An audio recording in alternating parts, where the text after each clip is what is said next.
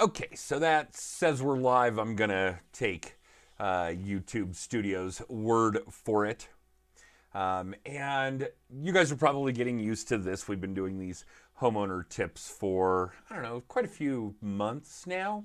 And it's actually been a lot of fun because I'm starting to realize some of the things I have been doing or should be sharing about the real estate I own and what I want to do to protect it as an asset, as an investment, as the collateral for the loan that we gave you. This is homeowner tip number 10, and it is in relation to springtime in the Rockies.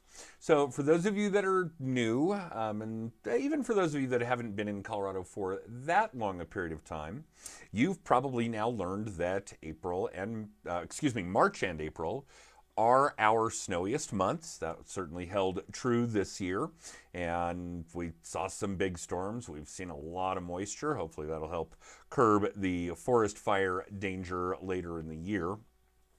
But one of the things that's pretty typical because of that this time of year, in fact, this exact week in time, is that it's become tradition, I guess, over all these years that we don't do any planting until Mother's Day. That's the traditional weekend to start our planting. Flowers, gardens, these kinds of things, and obviously different flowers and vegetables and those kinds of things are going to vary from week to week or month to month as far as what would and wouldn't make the most sense.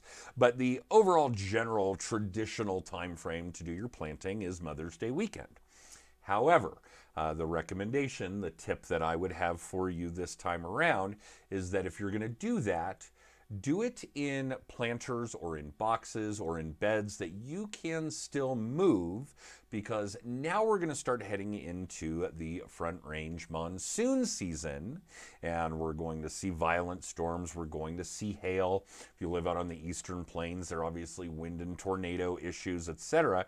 So if you can move those plants under cover for the coming weeks, maybe even months, before they get destroyed or damaged. I do remember one year my wife Liz went and spent like $500 on flowers, and the outside of the house looked spectacular, front, back, everywhere, and then a hailstorm came through and destroyed nearly all of it.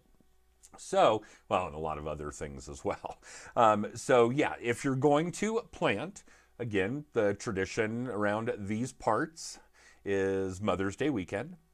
But the tip, the recommendation would be to do it in a mobile fashion so that you can get them under cover, get them into your garage, get them under the patio overhang, get them under the soffit overhang, whatever the case may be, as we are gearing up to have we're gearing up for this season where we would have pretty violent weather.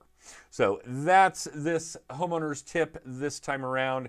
Hopefully you guys are getting some value out of this stuff. I know a lot of what our colleagues are doing in these live video sessions, particularly through the HomeBot system, is about mortgages or mortgage rates or some other really boring subjects. And I'm hoping that the content that we're putting out is a little more hands-on, a little more useful for you guys. So that's it.